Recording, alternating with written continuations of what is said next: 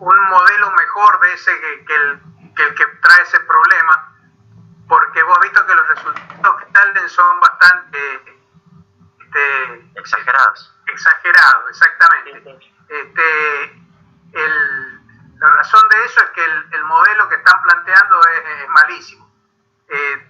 Ya con lo que vamos a ver ahora, después yo te voy a mostrar cómo se podría encarar un modelo mejor sobre cómo es una estrella. Bueno, ¿por qué estoy hablando con Horacio de estrellas? Porque las estrellas son esencialmente cuerpos negros. Ahora vamos a ver de qué se trata.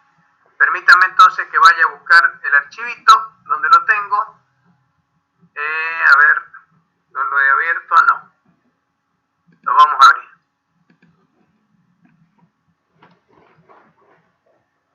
Ahí está. Bueno. Vamos a ver al 100%. Muy bien.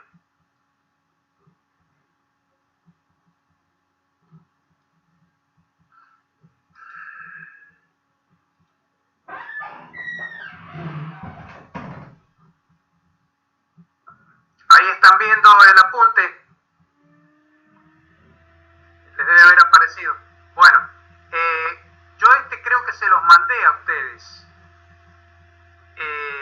Creo que ya lo tienen todo, ¿verdad? Se los mandé por mail. Bueno, a ver,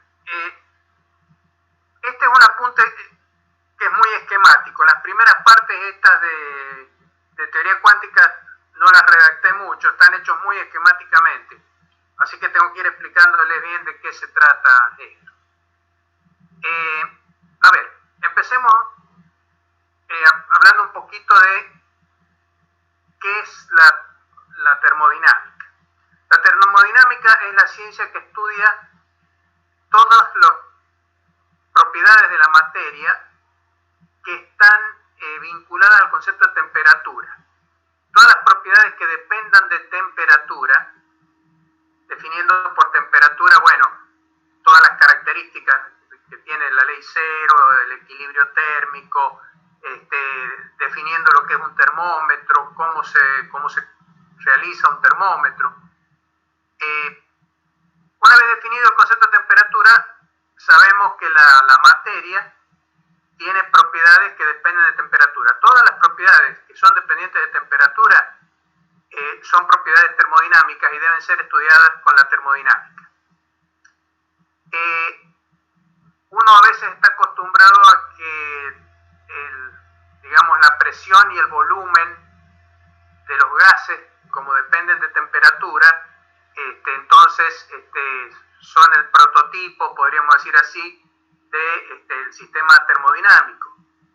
Casi todo lo que ustedes han hecho con cierto grado de detalle cuando estudiaron termodinámica tiene que ver justamente con eso. Pero también han visto, por ejemplo, sistemas de espines. Los espines son sistemas magnéticos. Si bien ustedes lo han estudiado con espines orientados, espina arriba, espina abajo, todo eso que hacían con Oscar, referido a la función de partición y qué probabilidad hay de que estén n espines para arriba y n menos m espines para abajo, todo eso tiene que ver con las propiedades magnéticas de la materia. El magnetismo de la materia, por ejemplo, es una propiedad que depende de la temperatura, al punto que las propiedades magnéticas presentan fases magnéticas. Se puede pasar, por ejemplo, de una fase ferromagnética a una fase paramagnética, por ejemplo. De la misma manera que cuando uno está trabajando con medios materiales o con conjuntos atómicos, uno puede tener transiciones de fase y pasar del estado líquido al estado sólido. Bueno, lo mismo pasa con los sistemas estos de espines. Bajo ciertas condiciones, las propiedades magnéticas de la materia son dependientes de temperatura, entonces hay que estudiarlo con la termodinámica. tiene 4 leyes fundamentales. La ley 0, que se la llamó así porque ya estaban definidas la 1, la 2 y la 3, entonces el primer lugar ya estaba ocupado por la ley de conservación de la energía. Entonces hubo que poner una ley 0 para definir la temperatura, que es la que dice que si dos sistemas están en equilibrio térmico con un tercero, entonces están en equilibrio térmico entre sí. Entonces eso es lo que permite definir los termómetros.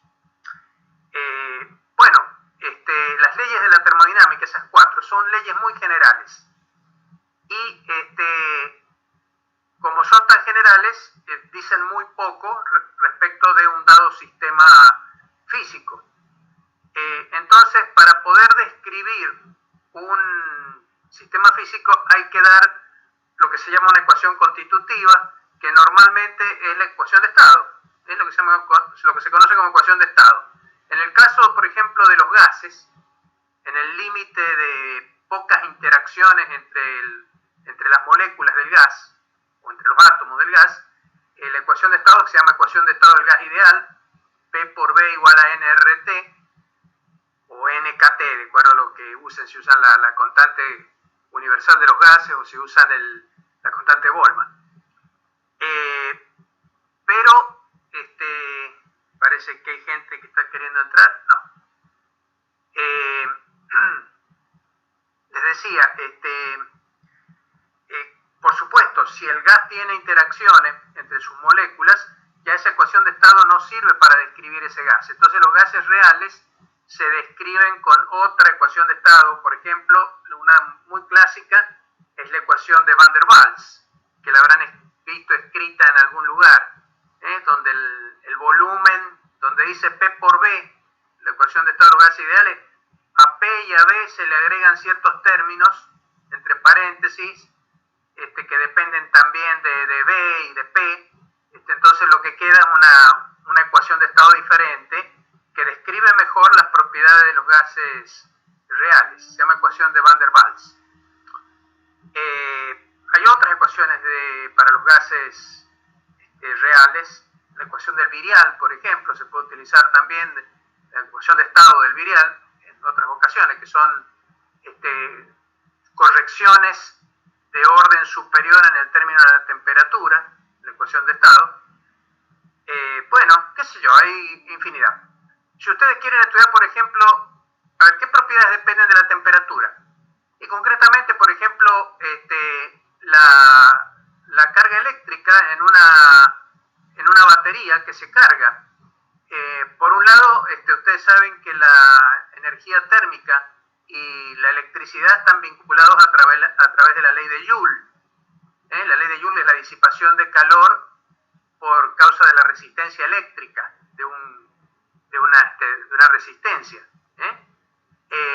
La potencia que se disipa, ahí es R por I cuadrado. Eso da la resistencia por el cuadrado de la intensidad, da la disipación de energía que se produce en una resistencia. Eso se conoce como efecto Joule.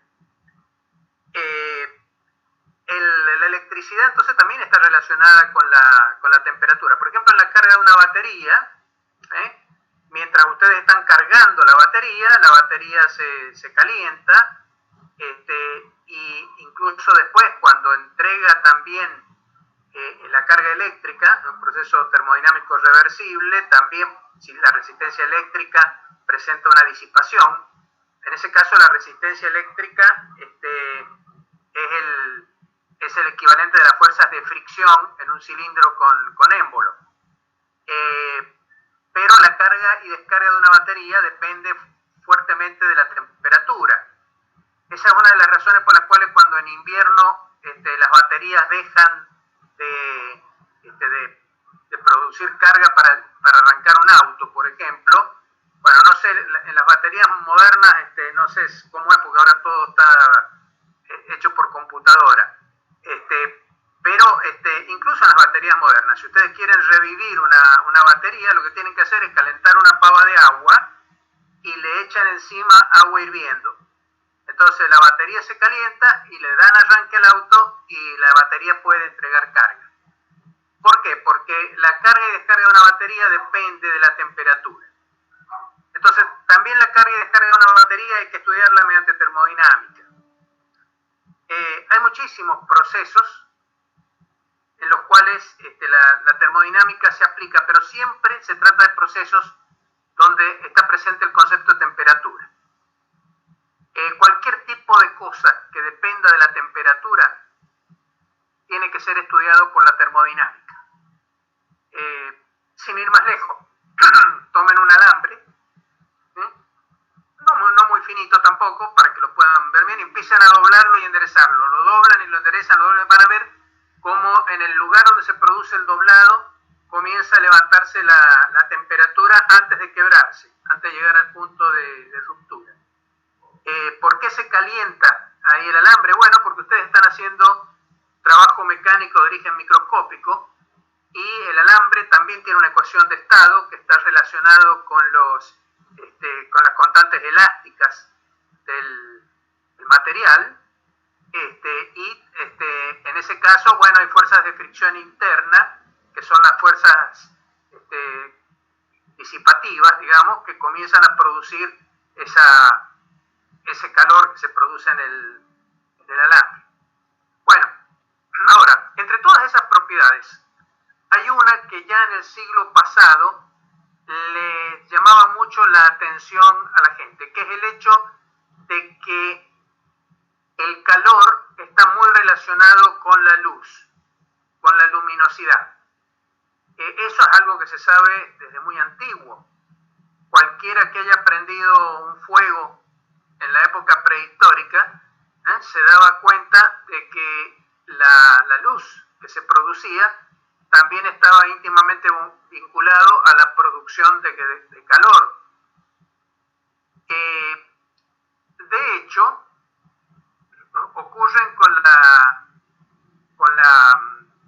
radiación luminosa, podríamos decir, la radiación electromagnética. Hablemos de radiación electromagnética en general, porque lo que vamos a decir vale para todo el espectro electromagnético, en particular para el visible, por supuesto.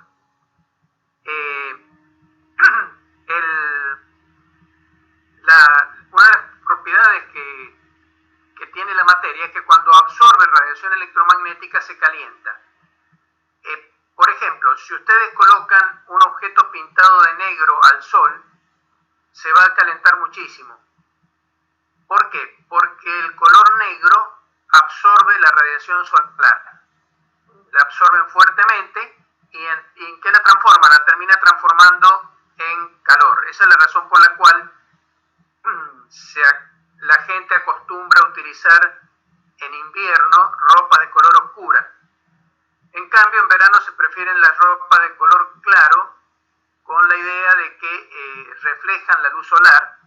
Los colores claros, por ejemplo el blanco, lo que hace es que la luz solar que llegue se refleje completamente, por eso se ve blanco, y de esa manera no es absorbido por la prenda y de esa manera no se calienta tanto, no se absorbe tanto calor por la radiación del sol.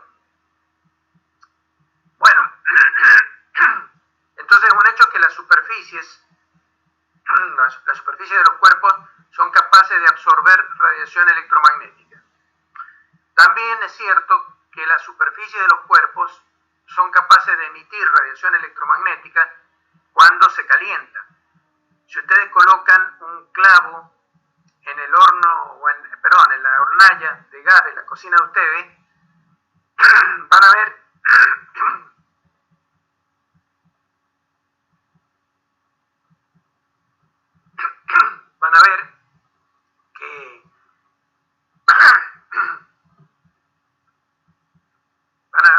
que primero se pone oscuro, está oscuro cuando lo colocan, y después comienza a tomar un leve tinte anaranjadito. Después se va poniendo cada vez más rojo. Disculpen, tengo la garganta, que es la alergia, y en esta época en otoño me pasa siempre.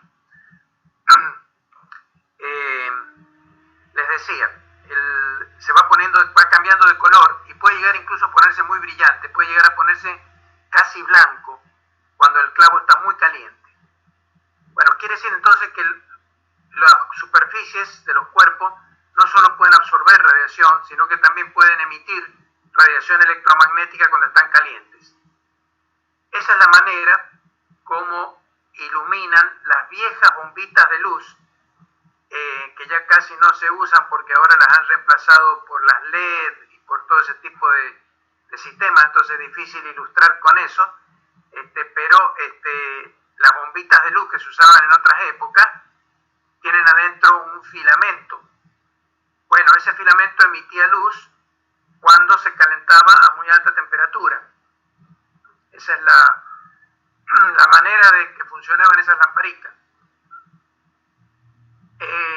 Y en particular, por ejemplo, el Sol es un cuerpo que emite mucha radiación electromagnética porque está muy caliente. La temperatura del Sol en la superficie está en el orden de los 5.800 grados Kelvin. A esa altura ya, si son centígrados o Kelvin, no hay mucha diferencia, pero son Kelvin, 5.700 y pico, lo que se llama la temperatura efectiva del Sol. Después vamos a ver bien eso, cómo es el espectro del Sol. Bueno, estas cosas le llamaban la atención a la gente ya en el siglo XIX. Entonces, la gente decidió estudiar las propiedades termodinámicas de la radiación de cuerpo negro. ¿Por qué del cuerpo negro? Ya lo vamos a comentar. Pero, digamos, se comenzó haciendo estudios experimentales y después se trató de buscar la explicación teórica de por qué se observaban las cosas que se observaban. Entonces empecemos en primer lugar aclarando qué es el cuerpo negro y por qué se elige o se habla de la radiación de cuerpo negro. El cuerpo negro es el mejor absorbedor de radiación de todos los posibles, por definición.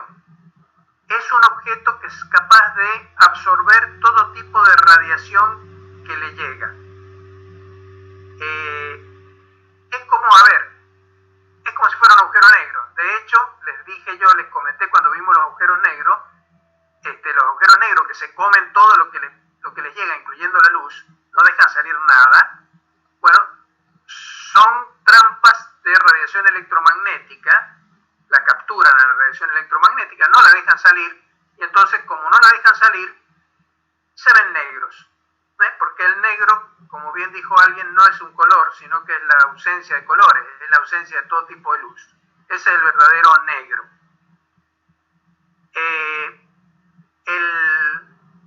Ustedes pintan de negro una superficie y efectivamente es un buen absorbedor, pero no es un absorbedor demasiado bueno.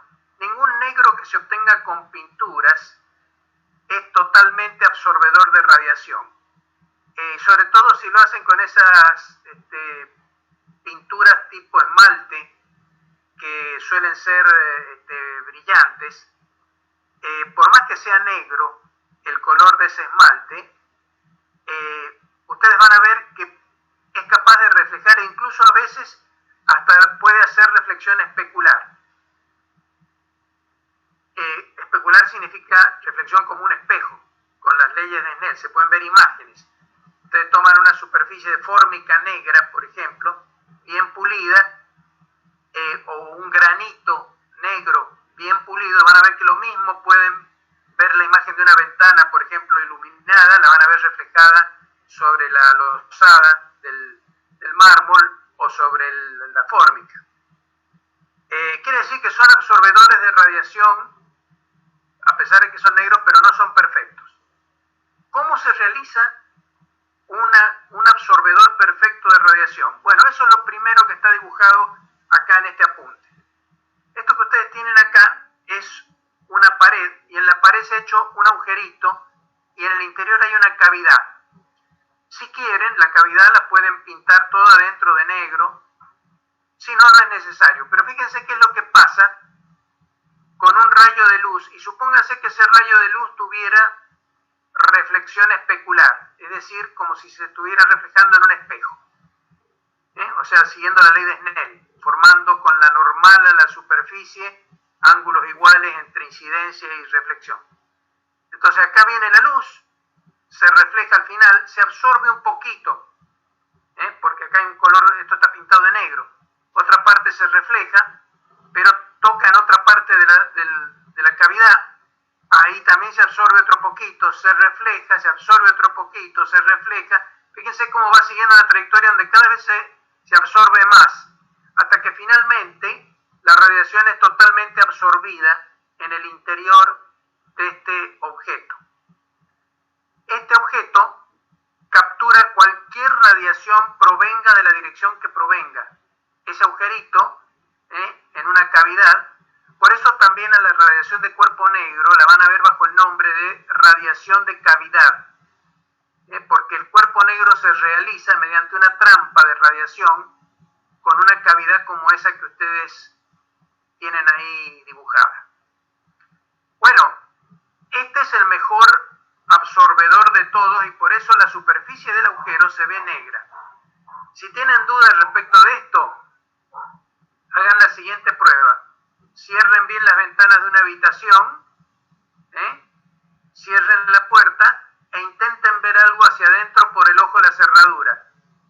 Si tienen de esas viejas llaves que pasan, la cerradura pasa de un lado al otro, que es lo normal en las habitaciones,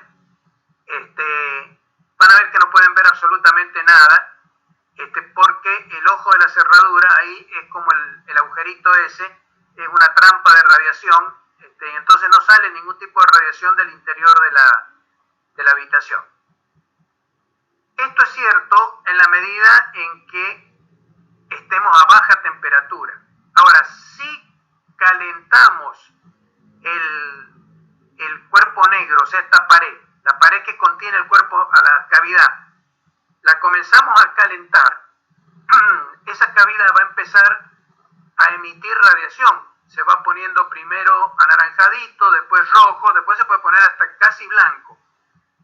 Y la radiación va a salir por el agujerito de la pared.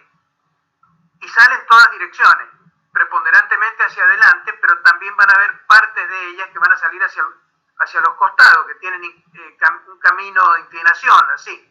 Salen en todas las direcciones posibles. Bueno, esa radiación es lo que se conoce con el nombre de radiación del cuerpo negro o radiación de cavidad. Es la radiación de un cuerpo negro a muy alta temperatura. El cuerpo negro es el mejor absorbedor de todos y también por un teorema que vamos a demostrar ahora en un momentito, no lo vamos a ver.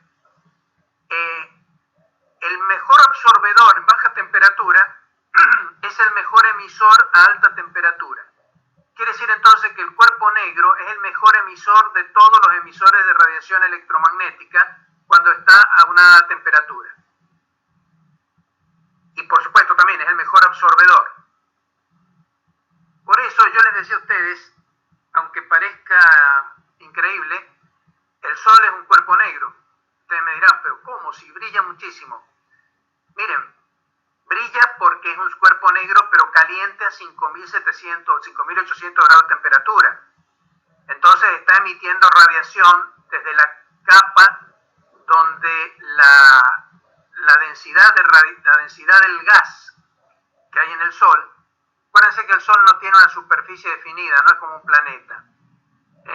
El Sol es una masa de gas cuya densidad, temperatura y presión van variando en forma continua desde su centro hasta lo que se llama su superficie. Se llama superficie del Sol a lo que se denomina como fotosfera, que es el lugar donde la densidad y la temperatura son tales que la radiación electromagnética puede desprenderse del Sol. Eso ocurre en una capa de más o menos 500 kilómetros de ancho que tiene el Sol, que se conoce con el nombre de fotosfera o esfera luminosa, significa fotosfera. En la fotosfera es donde se desprende la energía del Sol por radiación electromagnética, justamente por esta radiación de cuerpo negro. En la superficie del Sol se produce eso que esta flor de flechas rojas que está colocada acá a la derecha, que son las que producen la radiación que sale de la superficie del Sol. El interior del Sol es un cuerpo negro. Si ustedes, aún estando el Sol caliente, si ustedes iluminan el Sol con una linterna, no es necesario ni siquiera que esté frío el Sol, pero si ustedes iluminan el Sol con una linterna, la luz de la linterna va a ser como en el dibujo acá de la izquierda. Va a llegar al Sol, va a empezar a entrar y va a empezar a chocar con los átomos que tiene el Sol y se va a ir internando adentro del Sol, chocando hacia la izquierda, hacia la derecha, y finalmente va a terminar absorbida esa luz que ustedes le han mandado en el interior del Sol. Si está frío, claramente al Sol lo van a ver de color negro, porque se chupa toda la luz que le llega. Pero como está caliente, aparte de que ustedes le larguen luz y el Sol la va a absorber totalmente, pero el Sol está emitiendo, entonces lo van a ver brillante. Pero el Sol es lo que se llama un cuerpo negro. Es muy parecido a un cuerpo negro y de hecho se estudia como un cuerpo negro radiante. Bueno, hay acá en este dibujito unas letras. Arriba he dibujado una I de intensidad en el dibujo de la izquierda. La I es la intensidad de este rayo luminoso que penetra. A la derecha he escrito una letra U en el interior de la cavidad. Esa U es la densidad de energía electromagnética que tiene esa cavidad. O sea, las radiaciones electromagnéticas que están ahí adentro en esa cavidad caliente, hay radiaciones electromagnéticas de todo tipo, tienen una cierta energía. Y entonces esa energía es la energía por unidad de volumen que tiene el interior de la cavidad. Esta U chiquita es diferencial de E sobre diferencial de B. Si yo considero un volumen diferencial y calculo la cantidad de energía electromagnética que hay allí, que se calcula con la suma de los cuadrados de los campos eléctricos y magnéticos, como se hace siempre el cálculo de la energía electromagnética, eso me da la densidad de energía en el interior de la cavidad. Y acá está escrito una letra W en el dibujo de la derecha que dice 1/4 de C por U. Bueno, les quiero hablar qué es W. Yo a W le voy a llamar flujo de radiación. Hay libros donde le llaman radiancia espectral o radiancia, le dan varios nombres. Yo le voy a llamar flujo de radiación. Si ustedes toman algún libro, no sé el Alonso, no recuerdo cómo le llaman, pero yo le voy a llamar flujo de radiación. ¿Por qué? Porque es una cosa parecida al concepto de intensidad de una onda electromagnética. La intensidad de una onda electromagnética es la energía por unidad de área y por unidad de tiempo que transporta una onda electromagnética a través de una superficie perpendicular a su dirección de propagación. Acá, en cambio, tenemos radiación que sale en muchas direcciones, pero esa es una energía que está siendo emitida. Entonces, toda esa energía emitida por la unidad de área que la emitió y por la unidad de tiempo, energía por unidad de área y por unidad de tiempo, es lo que se conoce como flujo electromagnético. Para entender mejor esto, voy a ir más abajo en los apuntes. Tengo un apéndice. Entonces quiero que veamos esos apéndices. Vamos a ir a los apéndices. Hay varios apéndices, pero hay uno, el apéndice 1 habla de lo que es el ángulo sólido, que es un concepto que vamos a utilizar bastante seguido cuando haga falta. Es probable que ustedes ya lo conozcan de otras asignaturas de electromagnetismo, por ejemplo. Y además porque creo que yo también se los comenté cuando hicimos la física introductoria. En el plano, ¿cómo se mide un ángulo en el plano? La unidad que se suele utilizar es el radian. ¿Y cómo se mide? Si yo tengo el ángulo, entonces tomo un compás y trazo una circunferencia con centro en el vértice y me corta las dos rectas que forman ángulo. Bueno, ahí queda determinado un arquito. Entonces, la medida del ángulo en radianes se obtiene haciendo el cociente entre el arquito, S chiquita, y el radio R de la circunferencia que tracé. El cociente entre el arco y el radio mide el ángulo en radianes. Por supuesto, si es toda la circunferencia completa, que es 2pi por radio, y lo divido en radio, me va a salir que el ángulo total vale 2pi. El ángulo de la vuelta completa. Y media vuelta, que sería el ángulo de 180 grados, vale pi. Y 90 grados vale pi sobre 2. Bueno, eso en el plano. Ahora, ¿cómo se miden aberturas en el espacio? ¿Cómo mido una abertura de tipo cucurucho? Tengo un cucurucho y quiero saber qué parte del espacio me mide. Bueno, la manera de hacerlo es exactamente análoga. Se define el ángulo sólido como el cociente. Uno toma el vértice del cucurucho y traza una esfera que corta el cucurucho en cierta superficie. Bueno, el cociente entre la superficie de la esfera que corta el cucurucho, que la llamo S, y el cuadrado del radio, si es una superficie la divido en el cuadrado del radio, para que de esa manera me dé una cantidad adimensional, se conoce con el nombre de ángulo sólido. Es la medida de la abertura del cucurucho, podríamos decir así. Y se mide, las unidades son estereoradianes. Por ejemplo, para la esfera completa, la superficie de la esfera es 4pi radio cuadrado. Si lo divido en el radio cuadrado, me queda 4pi. Entonces, el ángulo del espacio completo vale 4pi, el ángulo sólido. Estereoradianes. Ese es el nombre que tiene. A ver, tanto los radianes como los estereoradianes, ustedes ven acá que la definición del radiano, del estereoradian, es un cociente adimensional. Entonces, el radian y el estereoradian no son estrictamente unidades en el sentido de que sean objetos físicos. La unidad de medida de los radianes, de los ángulos, medido con este sistema, es directamente el número 1, porque son cantidades adimensionales. Entonces, a veces los radianes convendría colocarlos entre paréntesis, lo mismo los estereoradianes, para recordar que no son estrictamente una unidad, son una pseudo unidad, podríamos decir así. Simplemente son un recordatorio de cuál es el método que estamos utilizando para medir. Es como cuando uno escribe 180 grados y pone el cerito arriba. Eso no es una unidad, el cerito arriba. No existe ninguna unidad que se llame cerito arriba. Y sin embargo uno se la coloca 180 grados y se le coloca los grados ahí.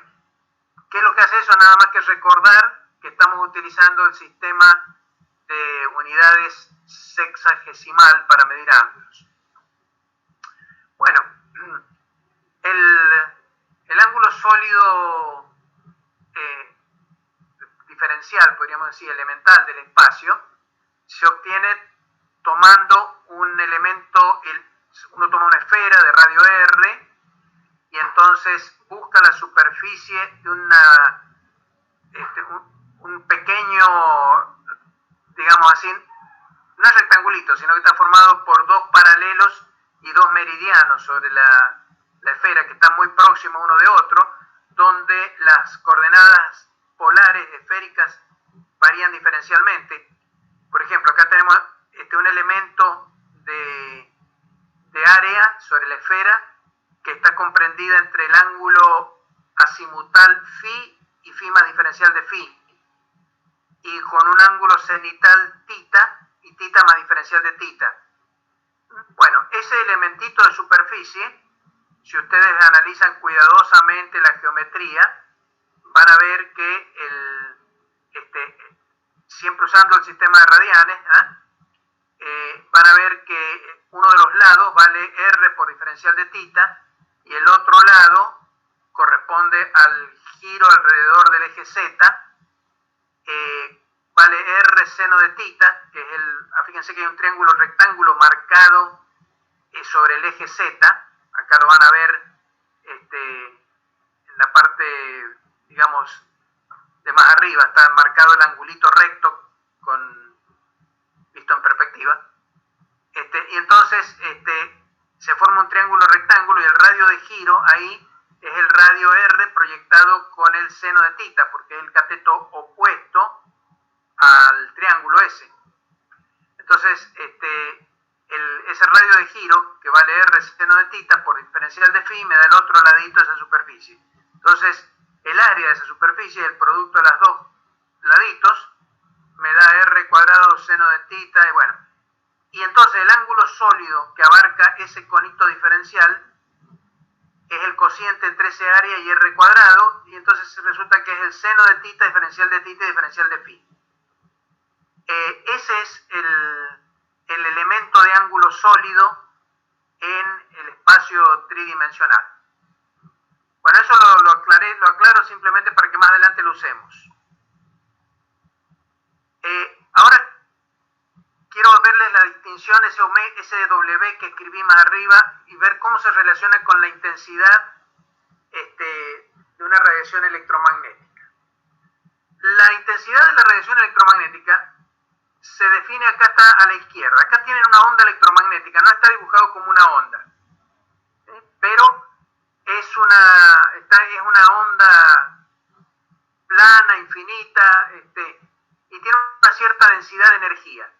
Acá he dibujado un área diferencial de A, esa de color azulcito, que es atravesada por la onda electromagnética. A ver, en un tiempo diferencial de t, la onda electromagnética atraviesa en una longitud diferencial de L, que es c por diferencial de t. C es la velocidad de la luz, diferencial de t un cierto tiempo. En ese tiempo pasa toda esta región que está acá mostrada de la onda electromagnética a través del área diferencial de A. Esto en la dirección en que propaga la onda esta. Es decir, el vector C es paralelo al vector n, al vector normal a la superficie que estoy considerando. La intensidad en estas condiciones de la onda electromagnética es la energía por unidad de área y por unidad de tiempo que está pasando. Y eso es igual a la densidad de energía U por la velocidad de la luz. Bueno, eso es fácil de ver. Ustedes pueden escribir que el diferencial de T es el diferencial de L sobre C. Lo sacan de acá de la izquierda, donde dice diferencial de L, acá sacan el diferencial de T y lo meten en la expresión de la intensidad, que es energía por unidad de área por unidad de tiempo. Entonces el diferencial de T lo reemplazan por diferencial de L y el C que va abajo pasa arriba, C. Y les queda el diferencial de energía, que está contenida en todo este bloque, dividido el volumen del bloque, que es el área diferencial de A por el diferencial de L, que les había quedado acá, por la longitud. Entonces eso es el diferencial de volumen. Entonces eso es U. Es la energía por unidad de volumen y va multiplicado por la velocidad de la luz. Esto de que acá tienen de que la intensidad es U por C, también es igual si en lugar de tener acá una onda electromagnética, lo que ustedes tuvieran es una densidad de cargas eléctricas. Alguien está queriendo entrar. Discúlpeme un instante, lo hago pasar y...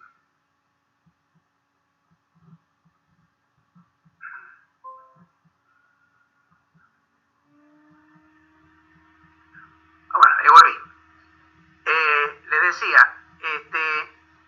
si esto fuera una densidad de carga eléctrica, entonces de la misma manera ustedes pueden escribir que J, que es el vector, o sea, la densidad de corriente, sería carga por unidad de área y por unidad de tiempo. Y en ese caso demostrarían que J es ρ, la densidad de carga, en vez de ser la densidad de energía, es ρ por la velocidad que tienen esas cargas.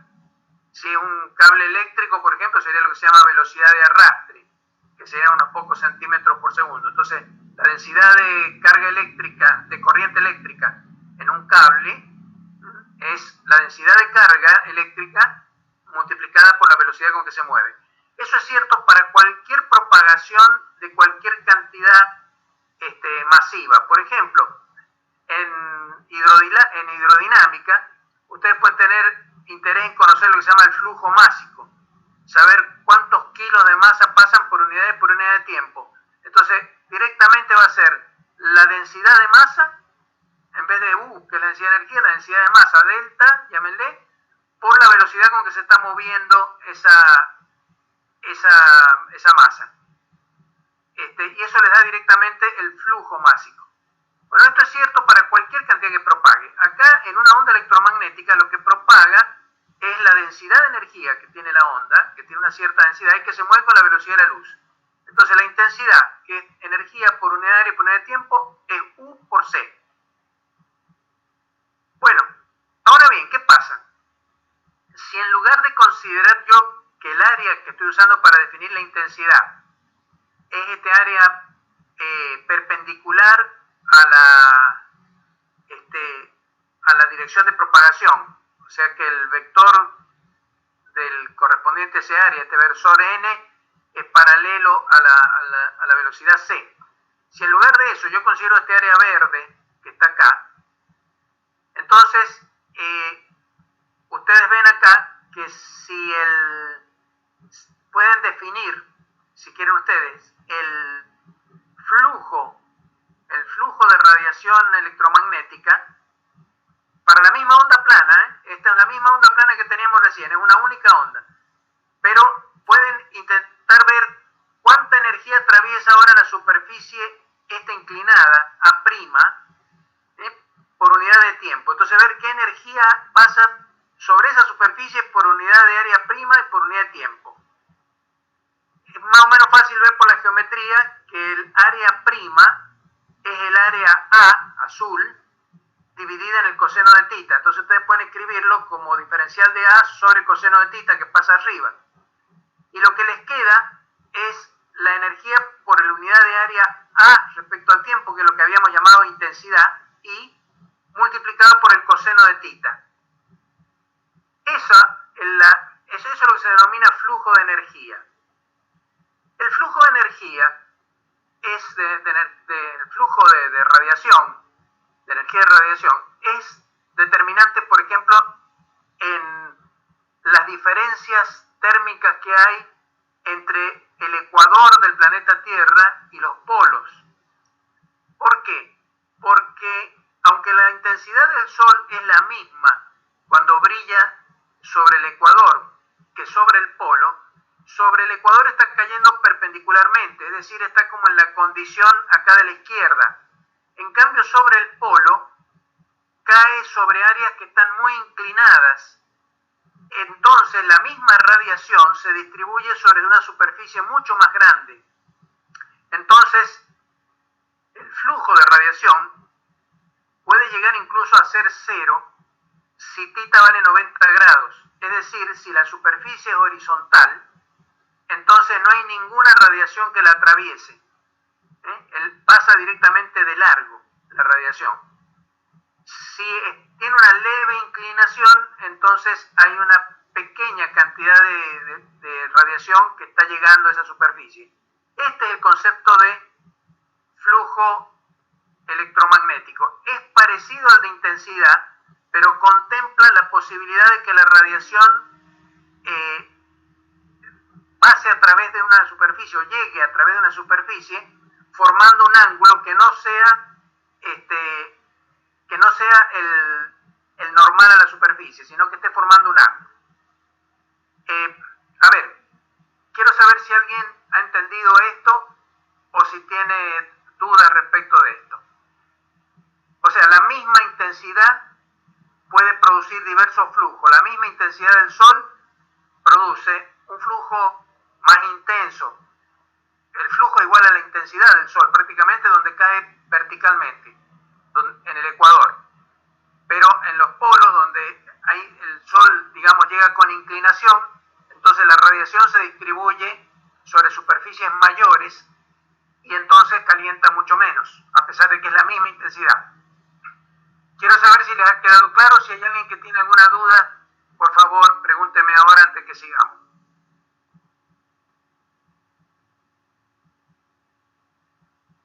Ya, profe, todo claro. Perfecto.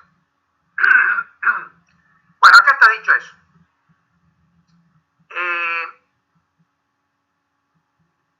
Bueno, a ver, permítanme que estoy...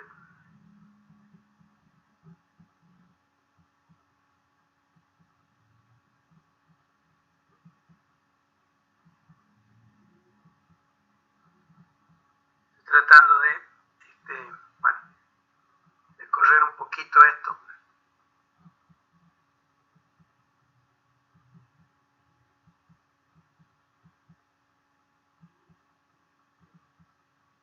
¿Siguen viendo ahí más o menos, o sea, la presentación? Sí. Sí, profe. La ven ahora más grandecita, ¿no? Bueno, entonces vamos a... sigamos. Les decía, acá, bueno, acá está escrito eso que les expliqué de si la intensidad se escribe como U por C, el flujo electromagnético se va a escribir como U por C por el coseno de tita. Bueno, acá tienen hecho la cuenta para el caso de que haya un flujo que está saliendo de una superficie, como ocurre en la puerta de la cavidad radiante, que el flujo sale en varias direcciones. Entonces pueden imaginar que esta superficie azul que está acá dibujadita es la puertita de la cavidad. Abajo está la cavidad radiante y que está saliendo radiación inclinada así. Entonces uno puede calcular ahí cuánto vale el flujo.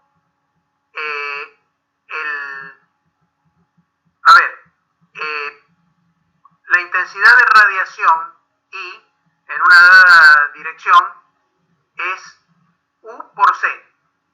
Ahora, si uno tiene una radiación que es isotrópica, es decir, una radiación que está saliendo en todas direcciones con la misma intensidad, como ocurre en el interior de uno de estos, en el interior de la cavidad. En el interior de la cavidad la radiación está dirigida en todas las direcciones y sentidos y con la misma intensidad.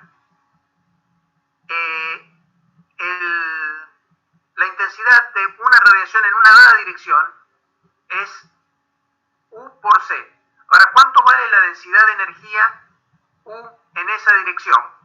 Bueno, si U es la densidad de energía en el caso del interior del cuerpo negro, si U es la densidad de energía de toda la radiación que está en todas las direcciones, la parte que sale en una dada dirección, en un conito sólido de ángulo diferencial de omega, es la parte proporcional de U. O sea, ustedes toman a U y lo multiplican por una fracción que es el tamaño del angulito sólido que tienen en esa dirección dividido el 4pi, que es el ángulo total de todo el espacio.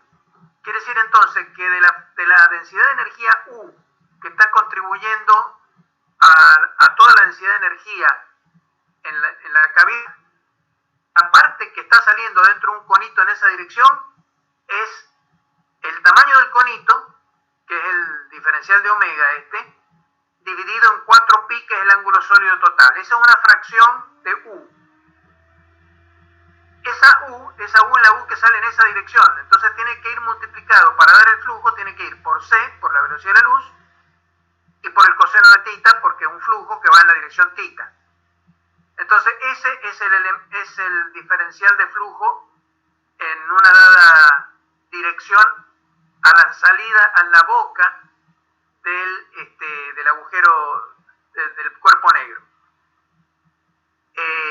Acá he reemplazado el diferencial de omega por la fórmula que sacamos en la parte anterior, seno de tita, diferencial de phi, entonces queda esta expresión para el diferencial de flujo.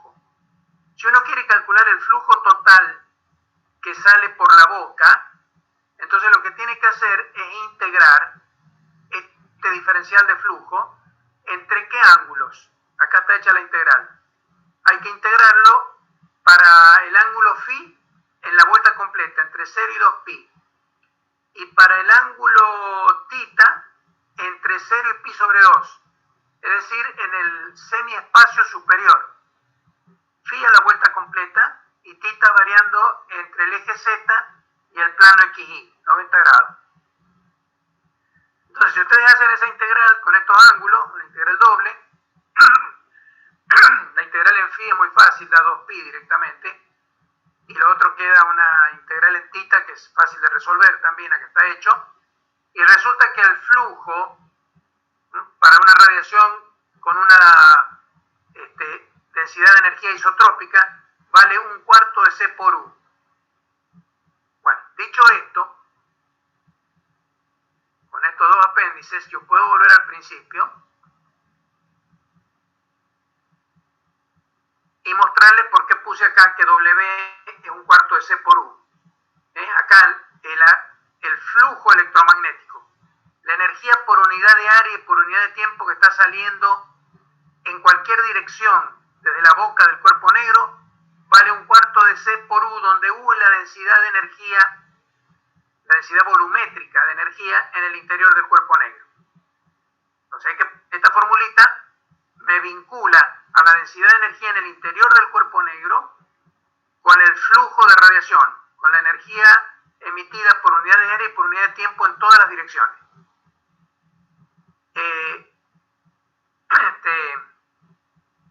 Es lo que pasa en la superficie del Sol. En la superficie del Sol, la radiación no está saliendo solo para adelante, sino que también sale para los costados. De hecho, cuando nosotros vemos el Sol desde la Tierra, que lo vemos como un pequeño disco, casi del tamaño de la Luna, por eso hay eclipses, a veces eclipse de Sol, es un disco, la fotósfera del Sol es más o menos como un disco. La radiación que nos está llegando desde el centro de ese disco sí sale hacia adelante, pero la radiación que nos llega desde el borde del disco, como el Sol es una esfera, en realidad es radiación que está saliendo en forma así rasante desde los bordes del Sol. Toda esa radiación es la que compone la radiación que nos llega a nosotros en forma directa. Esa es una de las razones de un efecto. La radiación que sale de los bordes del Sol tiene que atravesar una parte de la atmósfera solar más grande que la que sale directamente del frente. Entonces, lo que se llama el limbo solar, que todo el borde del Sol tiene más absorción la luz y se ve oscurecido. ¿No? Se llama efecto de oscurecimiento del limbo solar. Bueno, acá tienen ustedes, vamos a hacer algunas definiciones ahora. Cuando la radiación electromagnética interacciona con una superficie a una cierta temperatura, la interacción de una radiación electromagnética con una superficie es muy complicada, es algo realmente muy complicado. En primer lugar, puede haber reflexión especular, o sea, como si fuera un espejo, donde se cumplen la ley de Snell. El ángulo de incidencia y el ángulo de reflexión son iguales. Eso sería, por ejemplo, en el caso de un espejo perfecto, que reflejara todo, llega un rayo y se refleja en forma perfecta como un rayo. Un rayo láser toca el espejo y sale cumpliendo con la ley de Snell sin ningún problema. Ahora, eso, y por supuesto, el espejo se ve de un color blanco en principio, porque cualquiera que sea la longitud de onda que se refleje, lo refleja siempre de la misma manera. Entonces, si se le larga luz blanca, refleja luz blanca. Entonces, un espejo, si lo ilumino con luz blanca, se va a ver blanco. Pero existen otras superficies, como por ejemplo la del papel con el que ustedes escriben, que son blancas también, pero no forman imagen. Le está llegando luz, pero no son un espejo. Bueno, esas superficies se llaman mate, superficie mate. Hay pinturas brillantes como los esmaltes y pinturas mate, que son estas pinturas que no tienen brillo. Estas pinturas que no tienen brillo pueden lo mismo reflejar toda la luz que les llega. Una superficie blanca, si ustedes la iluminan con luz blanca, se va a ver blanca y refleja todo, pero lo refleja en forma desordenada. Es decir, le llega una intensidad con un rayo, pero la superficie reemite como un flujo en todas las direcciones del espacio. Entonces no se forma imagen. Esa es una primera cuestión. Que las superficies pueden ser especulares, es decir, cuando reflejan con la ley de Snell, o mate. Pero también hay situaciones intermedias. Hay superficies que son parcialmente reflectantes y parcialmente mate. Por ejemplo, no sé, por ahí a lo mejor si ustedes tienen una mesa de alguna fórmica, van a ver que se forman a veces un poco imágenes, pero son imágenes como borrosas las que se forman. Bueno, porque esas superficies tienen propiedades intermedias entre el espejo y la superficie mate blanca perfecta. Esa es una cuestión. Después está la cuestión del color. Las superficies suelen ser selectivas en cuanto a las radiaciones que reciben. Si una superficie se come todos los colores menos el rojo y refleja el rojo, entonces la vamos a ver de color roja, porque reflejó el rojo. Y si absorbe todas las radiaciones menos el verde, pues la veremos verde. Quiere decir entonces que las propiedades de reflexión o de absorción que tiene una superficie dependen de la frecuencia también, de la luz que le está llegando. Ustedes habrán hecho con Oscar, a lo mejor él les habrá dado una charlita muy bonita que él sabe dar sobre el color. Él ha hecho bastantes estudios sobre cómo se produce el color y todo eso. Bueno, el color de los objetos, que es una cosa muy, muy interesante, no es una propiedad simplemente de los objetos. El color que tiene un objeto depende de las propiedades del objeto, depende de la iluminación que tenga y depende también de lo que capta el observador. Entonces, la teoría del color es una teoría que realmente todavía es más compleja que esto que les estoy contando yo, que se refiere a las propiedades de absorción y reflexión de las superficies. Bueno, para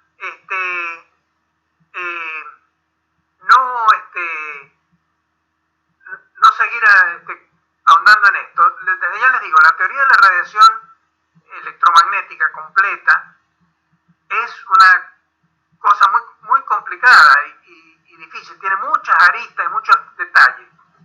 Pero nosotros vamos a hacer acá una simplificación. Vamos a suponer que trabajamos con superficies grises y vamos a suponer también que son grises y mate. ¿Qué significa eso? Gris significa que desde la que no absorbe nada, que es el blanco, o sea, una hoja de papel blanco, esa es la superficie blanca, hasta la superficie que absorbe todo, que es negra, vamos a suponer que hay gamas intermedias entre el blanco y el negro puro que absorben parcialmente, pero en la misma proporción, todas las longitudes de onda. Es decir, que las propiedades de absorción y de reflexión que vayamos a definir las vamos a considerar independientes de la frecuencia de la luz. Esto es muy tosco, ¿no es cierto? Pero es lo que vamos a hacer para poder explicar la teoría del cuerpo negro. Entonces vamos a trabajar con superficies blancas, negras y en la gama intermedia, que son los grises, suponiendo que las superficies no tienen color, pero sabemos que tienen color.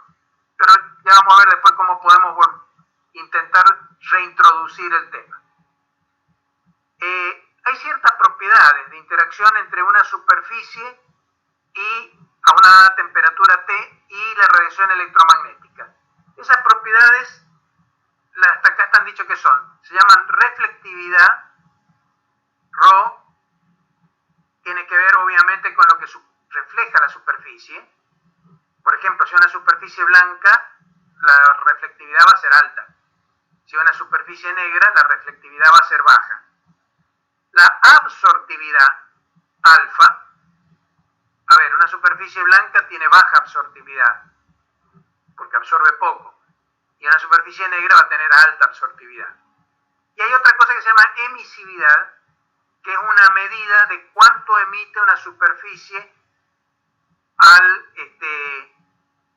calentarse. Yo ya les adelanté a ustedes que la superficie negra es el mejor emisor de todo. Eso significa que la emisividad de la superficie negra tiene que ser la más alta. Y de hecho la emisividad de la superficie blanca va a ser la más baja. ¿Cómo se definen estas cantidades?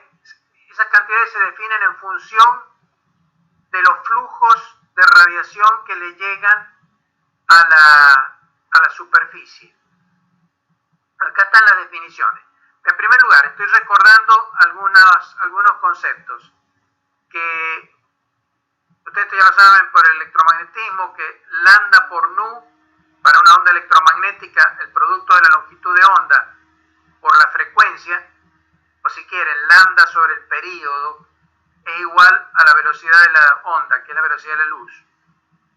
La intensidad hemos dicho que es energía por unidad de área por unidad de tiempo, se escribe como el producto de la velocidad de la luz por la densidad de energía de la onda electromagnética.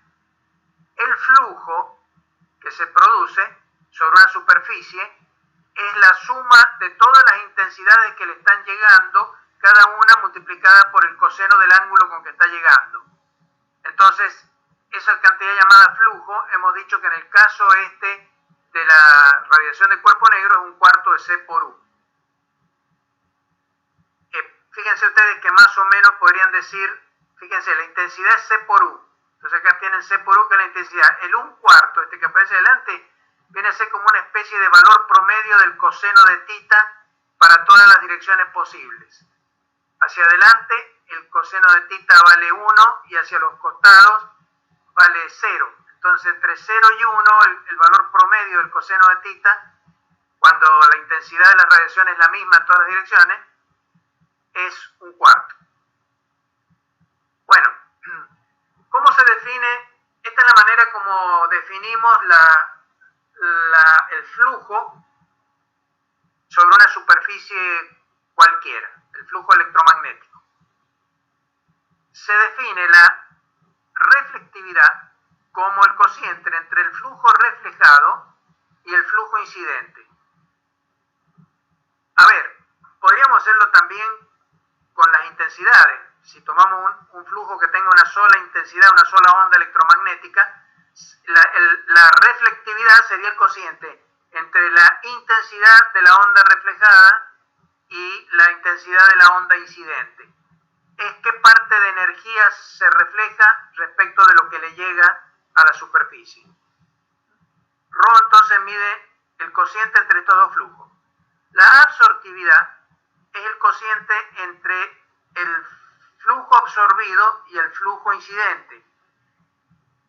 el flujo absorbido por conservación de la energía tiene que ser la diferencia entre el incidente menos el reflejado. Si la energía se conserva, lo que no se absorbe se tiene que reflejar, a algún lado tiene que haber ido, es energía, entonces bueno, esto es conservación de la energía. Y esto va dividido en el flujo incidente. Entonces se distribuye y queda incidente sobre incidente es 1, menos el flujo reflejado sobre el incidente que habíamos definido como la reflectividad. Entonces resulta que la absortividad es 1 menos la reflectividad de la superficie. Por ejemplo, si una superficie es blanca, tiene una reflectividad igual a 1, porque refleja todo lo que le llega, y entonces 1 menos 1, 0, tiene la absortividad 0. Al contrario, en la superficie negra tiene reflectividad 0, y entonces la absortividad vale 1. Finalmente, la emisividad es el cociente entre el flujo que emite una superficie dividido el flujo del cuerpo negro que esté a la misma temperatura. ¿Por qué? Porque el cuerpo negro, les he dicho, que resulta ser el mejor emisor de todos. Entonces lo que uno hace, obviamente esta cantidad, si el cuerpo negro es el mejor emisor, el cociente entre un flujo cualquiera, de una superficie cualquiera, y el flujo del cuerpo negro, estando a la misma temperatura, me va a dar una cantidad menor que 1. Entonces, todas estas cantidades, alfa, rho y épsilon, tienen valores entre 0 y 1. Si una superficie no emite nada a una dada temperatura, entonces su emisividad vale 0. Y si se trata de una superficie negra, que es el mejor emisor, el W de la superficie es el flujo emitido, es el flujo del cuerpo negro, dividido en el flujo del cuerpo negro me da 1. Bueno, hay una ley que se llama ley de Kirchhoff, el mismo de las reglas de Kirchhoff de la electricidad y el magnetismo, de las reglas de conducción de la corriente en circuitos. Las leyes de Kirchhoff, bueno, esta hay una ley de Kirchhoff que dice que para una dada temperatura en cualquier superficie se cumple que la absortividad es igual a la emisividad. Esto no se puede demostrar, está demostrado, creo que lo tengo demostrado acá en los apuntes como otro apéndice. Esto en realidad es un teorema, se llama teorema de Kirchhoff, y es una consecuencia de la segunda ley de la termodinámica. La segunda ley de la termodinámica es la que dice que el calor pasa de los cuerpos en forma natural, solamente puede pasar de los cuerpos calientes a los cuerpos fríos y no a la inversa. Ese es el enunciado, no sé si de Kelvin o de Planck. Hay varios enunciados de la segunda ley de la termodinámica. En los procesos espontáneos naturales, el calor siempre fluye de los cuerpos calientes a los cuerpos fríos y nunca a la inversa. Es decir, si yo tengo una fogata y un bloque de hielo, el calor va a ir de la fogata, supónganse que tengo hielo con agua con hielo y una fogata al lado. El calor va a ir de la fogata al agua con hielo, pero no al revés, porque podría ir al revés. Podría el agua que va quedando empezar a congelarse y ese calor pasar al fuego. Pero la segunda ley de la termodinámica prohíbe eso. Dice, eso no ocurre en forma espontánea. Para que eso ocurra, que podría eventualmente llegar a ocurrir, hace falta una acción exterior, no ocurre en forma espontánea. O sea, hace falta alguien que haga algo para sacarle calor al agua, congelarla y mandársela al fuego. En forma espontánea no ocurre. Bueno, esa segunda ley de la termodinámica, puesta de esa manera, permite ver que la absortividad y la emisividad tienen que ser iguales para cualquier superficie que esté a la misma temperatura. Si una superficie está a una temperatura T, no necesariamente la negra ni la blanca, puede ser también cualquier superficie gris. Entonces, la temperatura, a la dada temperatura, absorbe lo mismo que emite a esa temperatura.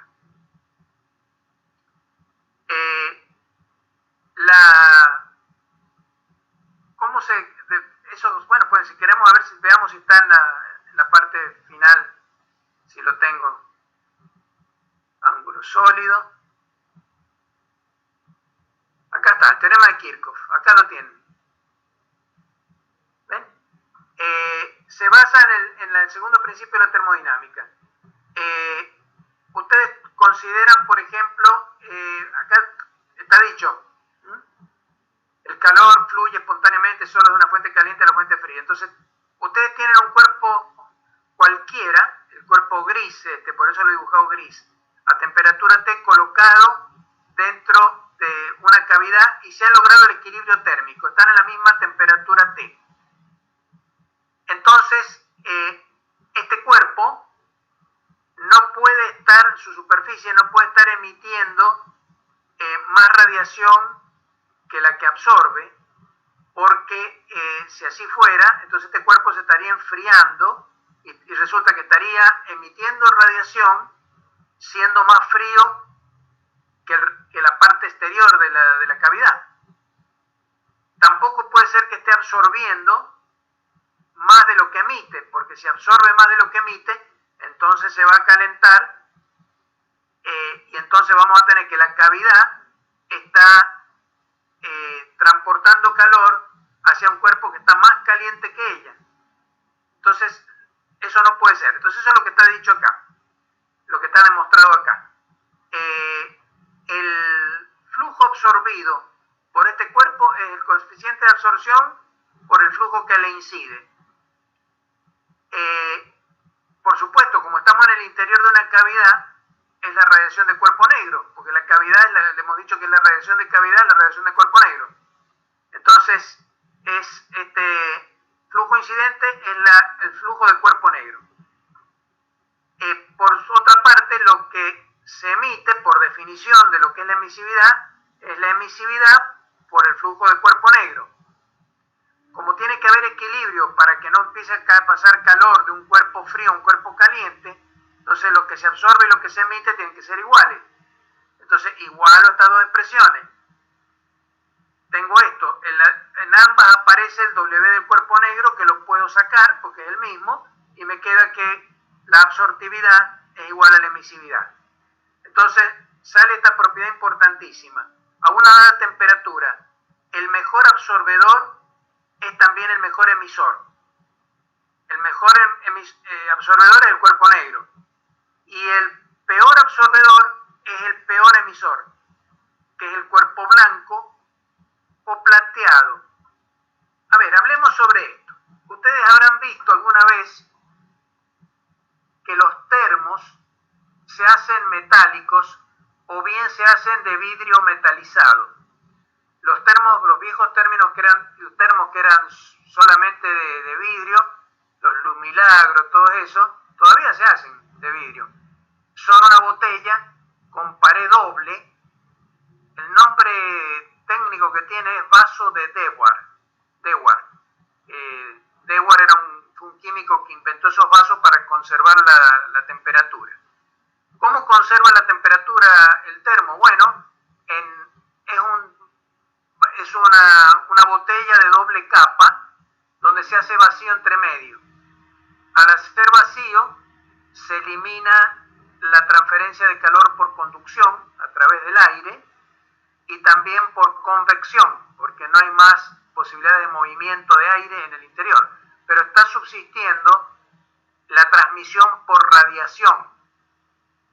Pero entonces lo que se busca es tener un envase que radie muy poco. Para que no emita, tiene que tener baja emisividad. Y por este teorema que acabamos de ver, significa baja absortividad. Eso significa que tiene que ser un envase de color blanco o plateado. normalmente se hace plateado. Esa es la razón por la cual los termos son plateados. Ahora, aclaremos una cosa. El color plateado en particular que tienen estos termos es para radiación visible, por eso se ven plateados. La radiación visible es característica de radiación de temperatura de 5700 grados, la temperatura del Sol. Entonces, en realidad los termos tienen que tener baja absortividad en el infrarrojo, en la temperatura a la que está el agua caliente, que son 100 grados Kelvin, no 5700. Ahora, se da la buena suerte de que las superficies metálicas tienen las mismas propiedades en altas temperaturas que en bajas temperaturas, o sea, tienen las mismas propiedades en el óptico que en el infrarrojo. Entonces, el hecho de que se vea plateado el termo es anecdótico, pero tiene que ser plateado o blanco, de color clarito, en las emisiones infrarrojas, para que si absorbe pocas radiaciones infrarrojas, las refleja todas, entonces también tiene muy baja emisividad en la temperatura esa de 100 grados del agua. Bueno, esa es la manera como funcionan los termos. Los termos funcionan gracias a este teorema de Kirchhoff, que está basado, como les digo, en el segundo principio de la termodinámica. Volvamos al principio. Como ven, tengo que hacer muchas aclaraciones para explicar qué es lo que está en este apunte, porque está todo dicho muy compacto. Entonces, repasemos lo que les estoy diciendo. Las superficies suelen ser muy complicadas para absorber radiación electromagnética. Pueden absorber ciertas frecuencias, otras no. Nosotros vamos a suponer que absorben o reflejan o emiten todas las longitudes de onda en la misma proporción. Entonces, vamos a suponer que las propiedades de la superficie respecto a la radiación no dependen de frecuencia.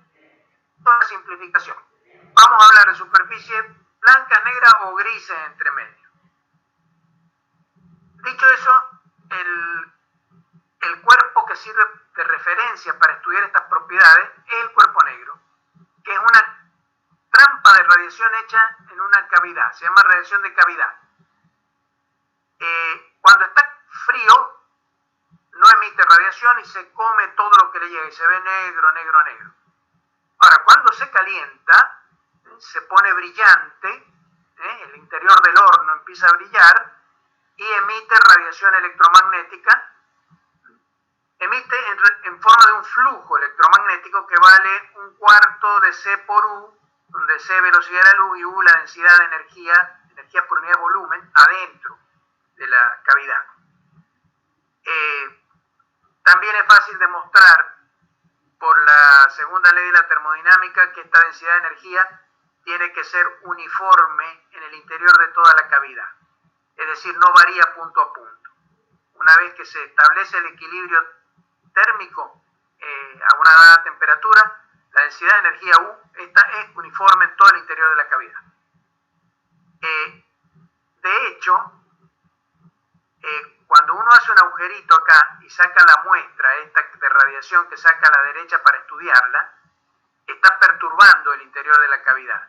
Entonces este agujerito tiene que ser realmente muy pequeñito para que no se perturbe notablemente la situación de equilibrio térmico que hay en el interior de la cavidad. Esto es una cosa medio parecida a lo que en termodinámica se hace cuando se estudian gases y vapores con un émbolo y un pistón. Al émbolo y al pistón hay que moverlo suavecito y despacito para que se conserve el equilibrio termodinámico y puedan ser procesos reversibles y representables en gráficos presión-volumen. Bueno, acá ocurre una cosa parecida. La toma de muestra esta que que se hace en la superficie del cuerpo negro, cuando se está en equilibrio termodinámico, tiene que ser muy pequeñita para que no perturbe lo que está en el interior, porque si no, no es un estado estacionario. Se está perdiendo energía acá a la derecha. Bueno, entonces uno define para estas superficies de cualquier, digamos, entre el blanco y el negro y los colores grises, esas cantidades que se llaman reflectividad, absortividad y emisividad, que están definidas acá. Bueno, ahora vamos a definir otras cosas más. Vamos a definir lo que se llama densidad de energías espectrales y densidades de flujo espectrales. ¿Por qué? Yo acá he hablado de densidad de energía en el interior de la cavidad, pero ahí hay radiaciones que tienen todas las longitudes de ondas imaginables, están todas presentes. Entonces, no tengo discriminada la energía por frecuencia o por longitudes de onda. No sé cuánto le toca, cuánta densidad de energía es debida a una cierta frecuencia o a otra. Este U es global, es todas las frecuencias o todas las longitudes de onda.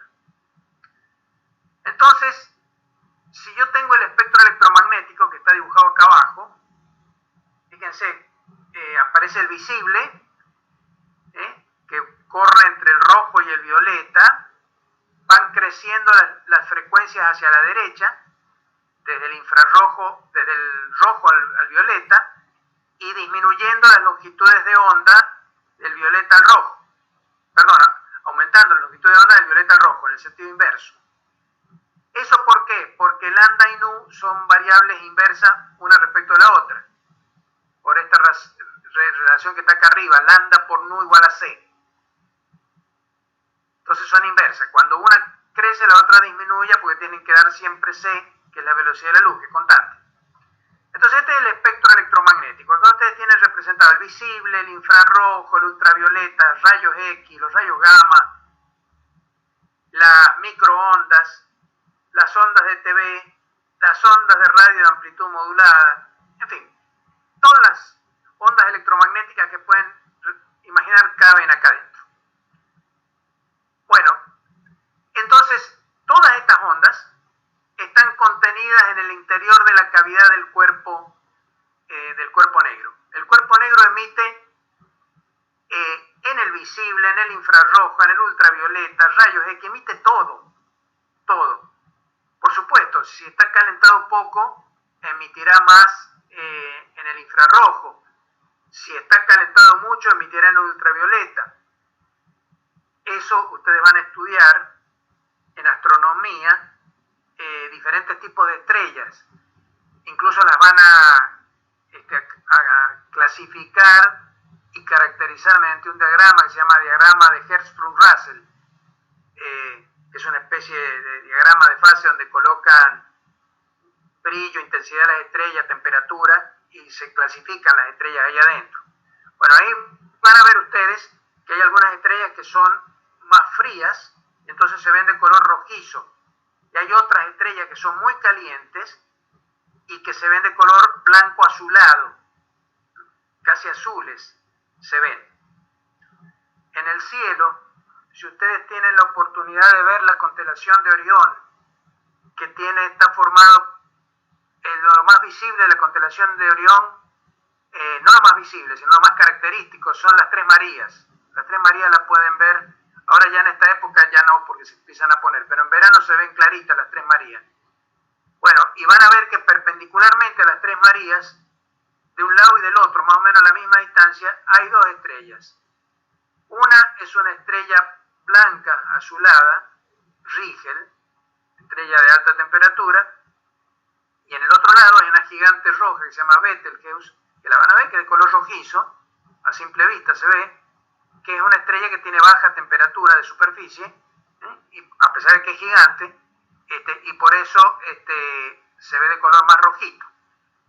Bueno, según la temperatura, entonces, están presentes todas las radiaciones electromagnéticas. Esas estrellas, la radiación que emite el Sol, emite no solamente el visible, sino que emite también el infrarrojo, o sea, emite calor directamente, emite el ultravioleta, eso lo saben bien ustedes cuando van a la playa o cuando se van al campo aquí en San Juan a la montaña, que hay que ponerse protector contra el ultravioleta, pero también emite todas las otras radiaciones.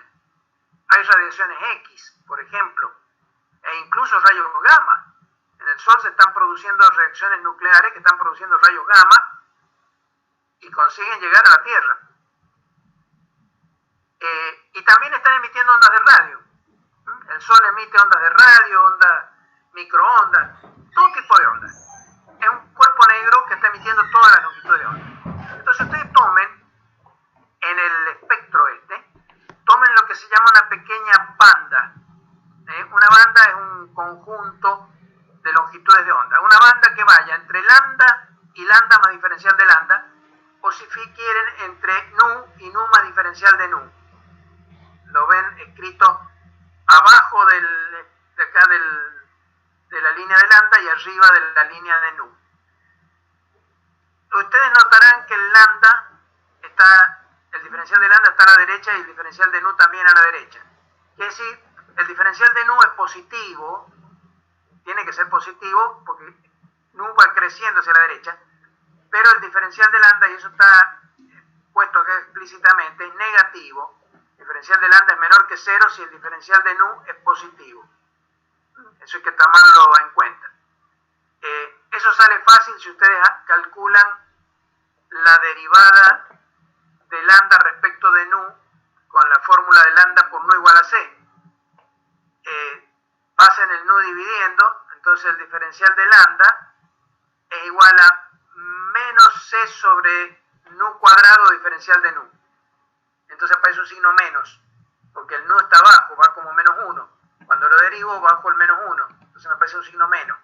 Bueno, ¿eso por qué? Porque el diferencial de lambda y el diferencial de nu tienen distintos signos. Entonces me tomo una bandita que va entre el nu diferencial de nu y lambda más diferencial de lambda. De ancho diferencial de nu, diferencial de lambda según en qué sea. Ese conjunto de longitudes de onda y de frecuencia, esas radiaciones electromagnéticas, producen un cierto flujo en la salida, en la puerta de salida del cuerpo negro. Una parte del flujo que se está produciendo en la puerta del cuerpo negro, o sea, acá, donde está la puerta del cuerpo negro, una parte de ello viene de esta banda. Bueno, la parte diferencial de ese flujo que proviene de esta banda, la vamos a escribir como proporcional al ancho de banda. O sea, si suponemos que las condiciones acá no varían mucho y el ancho de banda lo llevo a la mitad, entonces supongo que la energía que se está emitiendo ahí es la mitad. Entonces, la energía emitida en este ancho de banda es proporcional al ancho de la banda. Una bandita que si la llevo al doble voy a tener doble cantidad de energía emitida en esa zona. Al coeficiente de proporcionalidad, la constante de proporcionalidad, le voy a llamar W nu. Por supuesto que esta constante depende de dónde estoy tomando esta banda. Si esta misma banda la tomo más a la derecha o más a la izquierda, la constante de esta proporcionalidad va a cambiar. Entonces el W nu en general es función de nu. O sea, esto no es una constante en este lugar, pero no a lo largo del espectro. Entonces, la energía emitida en esta banda es proporcional al ancho de banda diferencial de nu, pero lo mismo lo puedo hacer con la longitud de onda. Entonces, es decir que la energía contenida en esta banda es proporcional al intervalo de longitudes de onda, al tamaño de la banda, multiplicado por una constante de proporcionalidad W lambda. Bueno, esto es lo que está escrito acá más arriba. Acá ven que el diferencial de W en esta fórmula está exactamente arriba del espectro. Es W lambda de lambda por diferencial de lambda, pero también se puede escribir como W nu de nu por diferencial de nu. Quiere decir entonces que estas dos funciones, la W lambda de lambda y la W nu de nu, están relacionadas una con otra a través diferencial de un lado para el otro, uno de los diferenciales, tengo la relación, estas relaciones que están acá. Estas derivadas las tomo con valores absolutos porque estas funciones se definen como positivas. Y hemos dicho que la derivada de nu respecto de lambda y la de lambda respecto de nu son negativas, porque tienen diferentes signos. Bueno, se toman con valor absoluto, por definición. Entonces, si ustedes calculan esas derivadas, sale la relación que hay entre estas funciones, entre la w lambda de lambda y la w nu. Ahora, fíjense que si acá voy a escribir la w lambda de lambda, a la derecha tengo que escribir todo en función de lambda. Entonces, a la w nu no la escribo en función de nu, sino que pongo c sobre lambda. Y la w nu de nu abajo la voy a escribir como c sobre nu cuadrado w lambda de c sobre nu, para que la dependencia sea correcta en la variable que corresponde. O sea, hay cuatro cosas acá. Fíjense, ustedes tienen dos funciones, la w lambda de lambda y w nu de nu, que son diferentes. Acá ven que son diferentes, están relacionadas, pero son diferentes. Y cada una de ellas ustedes la pueden expresar en función de lambda o en función de nu. Es decir, a lo mejor hay problemas donde les conviene trabajar con la w nu de lambda. Tienen que tener cuidado con eso, pero tienen que saber siempre con cuál función están trabajando y con qué variable están usando. Dos funciones de dos variables, entonces distintas. Entonces, cuatro combinaciones posibles. Lo normal, lo que a veces aparece en los libros dibujados como espectros de radiación del cuerpo negro, son la w lambda de lambda, función de lambda. A pesar de que la que van a ver ustedes que en la teoría que vamos a hacer, la más importante es la que depende de nu. Ahora, ya hemos definido, a estas w lambda de lambda y w nu de nu se las conoce con el nombre de distribuciones espectrales. ¿Por qué? Porque me dicen cómo se distribuye en la radiación del cuerpo negro, cómo se me distribuye la energía en las distintas longitudes de onda o diferentes frecuencias.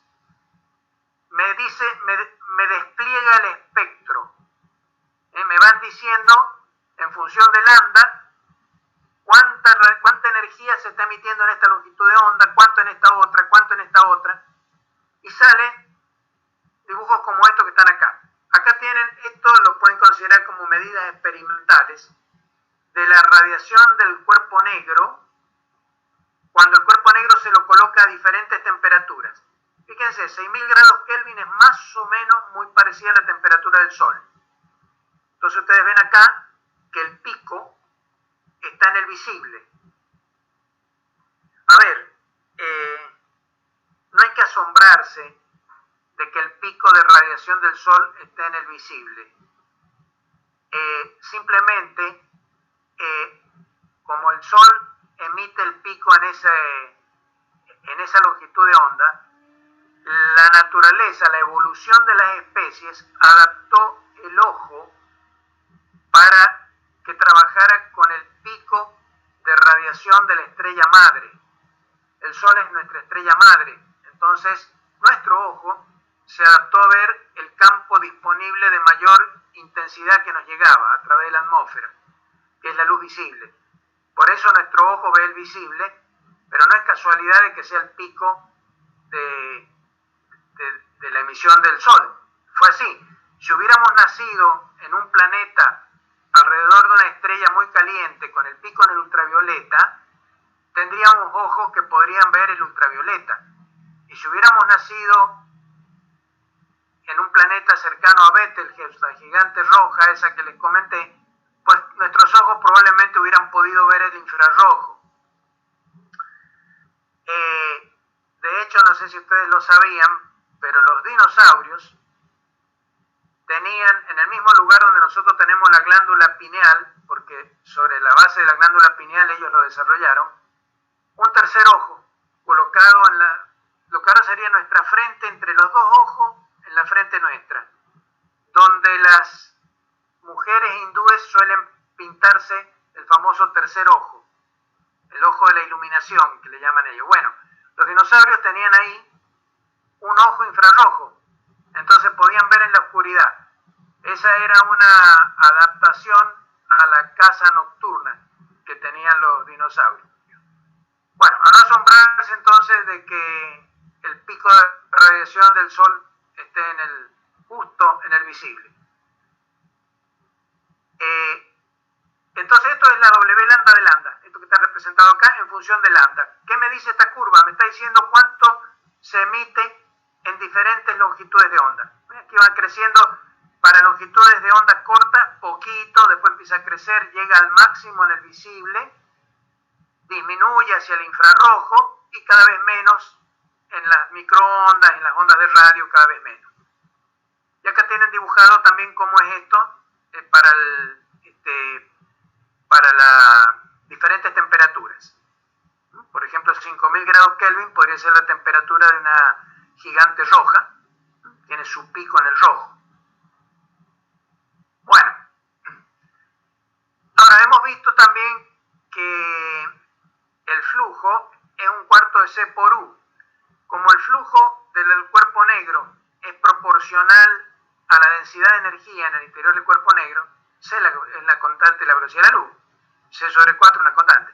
Entonces son proporcionales, la densidad de energía que hay acá adentro y el flujo. Si la densidad de energía acá yo la llevo al doble, el flujo se va al doble.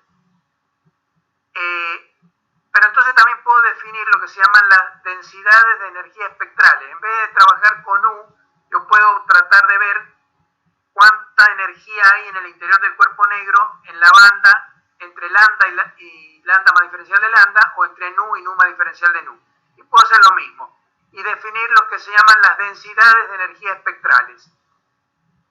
Y por supuesto los flujos están relacionados con estas densidades de energía espectrales, cada uno de ellos con un cuarto de C. Si yo cualquiera de estas U la multiplico por un cuarto de C, obtengo las W correspondientes. Entonces, estas funciones son importantísimas en la teoría de la radiación del cuerpo negro. Bueno, hay dos,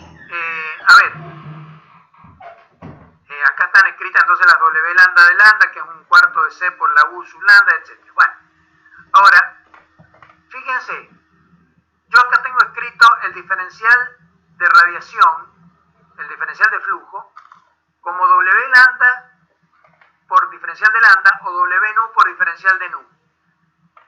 Si yo integro ambas expresiones en todo el espectro, cualquiera de ellas, una en lambda y la otra en nu, lo que tengo que obtener es el mismo flujo total. Eso es lo que está escrito acá. El flujo total es la integral, o sea, el área bajo esta curva, que sería la integral de la W lambda de lambda diferencial de lambda entre 0 e infinito, es igual a la integral entre 0 e infinito de la W nu de nu diferencial de nu. Y lo mismo pasa con la densidad de energía. La densidad de energía total es la suma de todas las contribuciones espectrales, sobre todo el espectro electromagnético. Bueno, hay dos leyes importantísimas dentro de la teoría del cuerpo negro que se dedujeron primero en forma empírica mediante experimentos en el siglo XIX. Acá están escritas. Son la ley de Wien y la ley de Stefan Boltzmann. Se llama ley de Stefan Boltzmann. Stefan la determinó experimentalmente y Boltzmann la dedujo luego. Vamos a ver cómo se hace eso. La otra ley es una ley descubierta por Wien, se llama ley de desplazamiento, y ahora se las explico. La ley de Stefan Boltzmann dice que el flujo emitido por el cuerpo negro, el flujo total emitido en todas las frecuencias, longitudes de onda y en todas las direcciones, un flujo que sale, como les digo, en todas direcciones, es proporcional a la cuarta potencia de la temperatura. La sigma se llama constante Stefan Boltzmann, está en los libros, yo no sé si lo tengo acá puesto el valor, pero bueno, está en los libros. Solo van a encontrar el valor de sigma. Esta es una regla que me dice cuánto vale el área bajo la curva esta que tengo acá en este gráfico. Fíjense que depende de la cuarta potencia de la temperatura, o sea, acá hay varias temperaturas distintas en el gráfico, y ustedes ven como el área bajo la curva disminuye con la temperatura, y debería hacerlo con la cuarta potencia. Eso ustedes podrían a lo mejor verificarlo. Fíjense que de 6000 grados Kelvin a 3000 grados Kelvin la temperatura bajó a la mitad. Eso significa, como está elevado a la cuarta, tiene que ser el área de la curva más baja, tiene que ser la 16ª parte del área debajo de la curva más alta. Eso ustedes podrían intentar medirlo, dibujar esto como si fueran unos triángulos acá, tratar de medir el área, pero eso debería ser así, porque se cumple la ley de Stefan-Boltzmann. La otra ley es la ley de desplazamiento de Wien, que dice que la posición en lambda, la posición del máximo, en este caso, por ejemplo, el puntito rojo, ese puntito rojo es la posición del máximo. Acá lo está marcado, lambda m. El rojo es el máximo de cada una de estas curvas.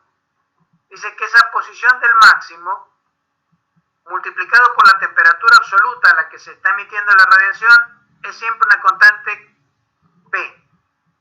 Esto se llama ley de desplazamiento de Wien porque dice cómo se desplaza la posición del máximo en función de la temperatura. Fíjense que es inversamente proporcional. Si paso T al otro miembro, lambda del máximo es P dividido en T. Entonces, a mayor temperatura, menor longitud de onda del máximo. Entonces eso lo ven ustedes acá. A mayor temperatura, el máximo se va corriendo hacia valores menores.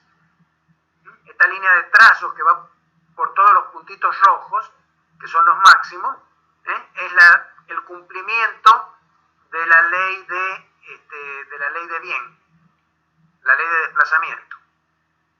Esa es la razón por la cual los colores, o sea, a ver, se usa mucho la ley de Wien, por ejemplo, en astronomía, para hablar del color de una estrella. Cuanto más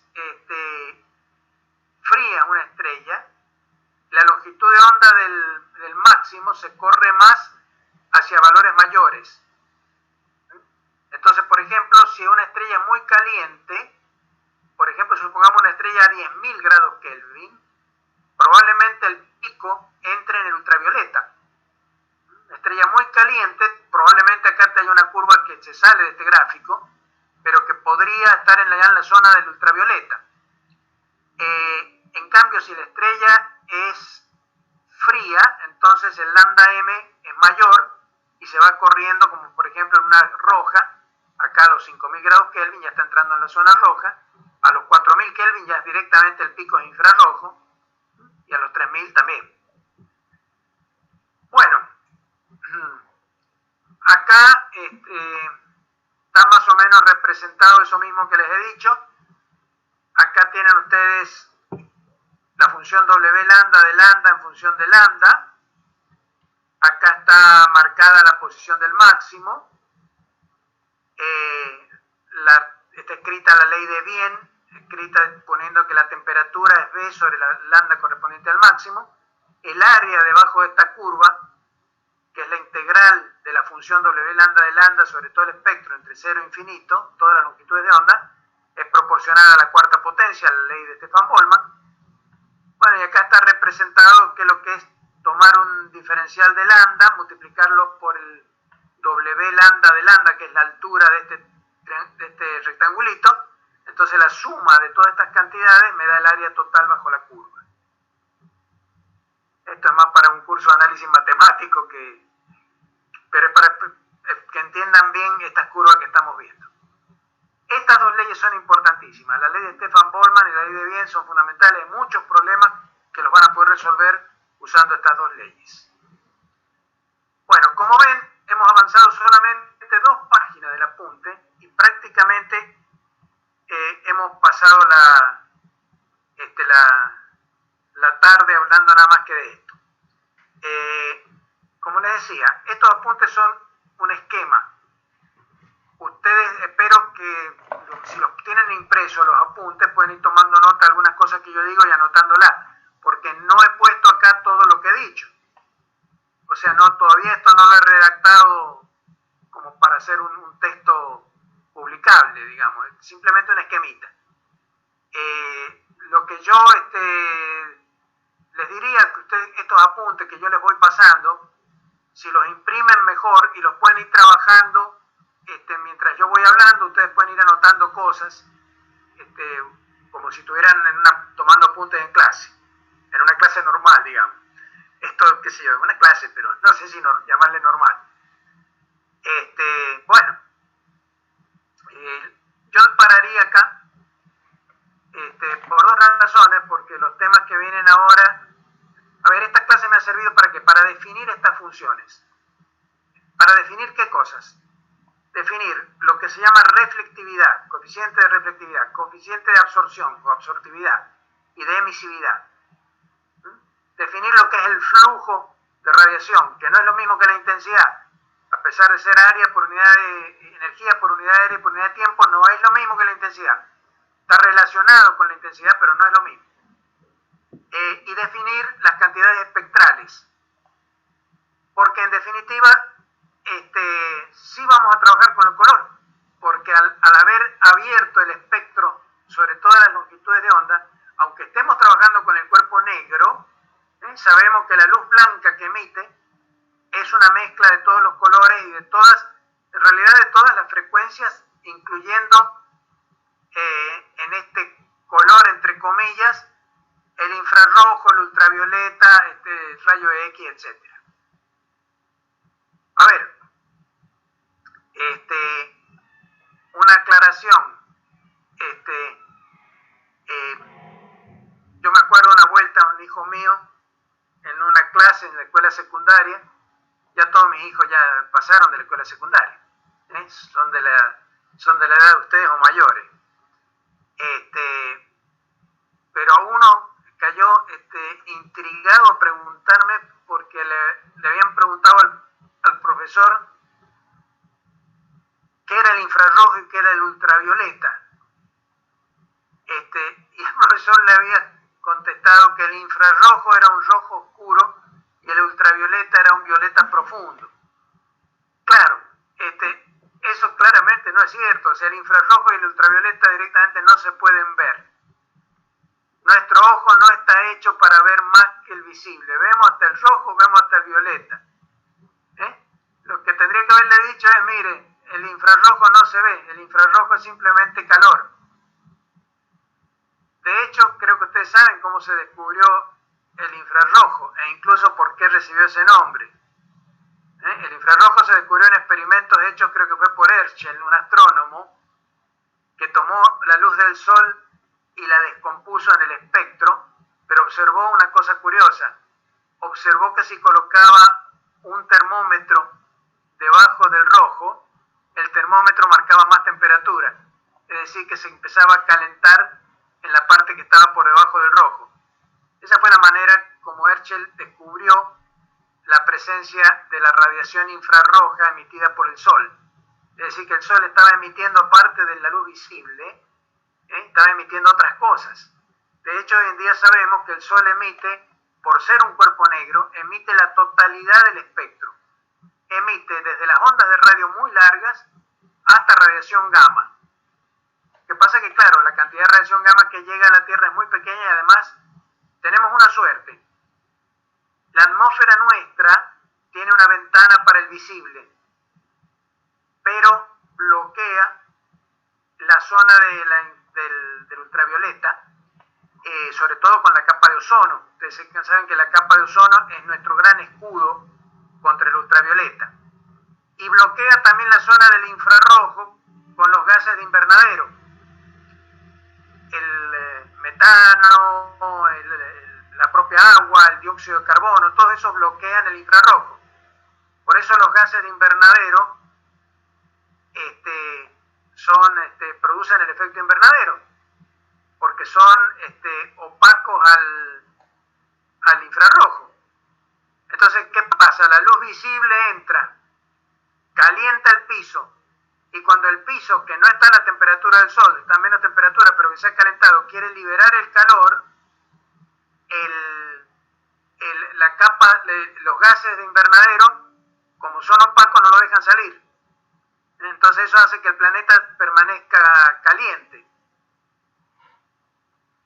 Miren, para darles una idea, estuvimos hablando de la radiación cósmica de fondo. 3 grados Kelvin. Esa es la temperatura a la que tiene que estar la noche oscura, y es de hecho la temperatura a la cual se expone la Luna, que está muy cerquita de la Tierra, la Luna, pero no tiene atmósfera.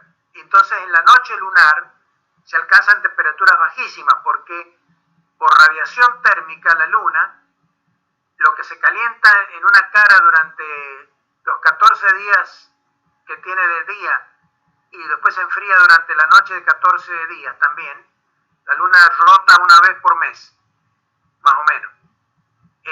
Entonces tiene el día lunar, dura 28 días.